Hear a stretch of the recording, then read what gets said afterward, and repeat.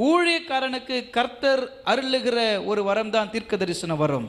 அதே போல எந்த விசுவாசி கர்த்தரோடு கூட நல்ல ஐக்கியப்பட்டு அதிகமாய் கடவுளோடு கூட நேரத்தை செலவிடுகிறார்களோ, அதிகமாய் ஆண்டவருடைய சமூகத்தில் அமர்ந்து ஆராதிக்கிறார்களோ, அவர்களுக்கும் தீர்க்க தரிசன வரங்கள் அருளப்படுகிறது.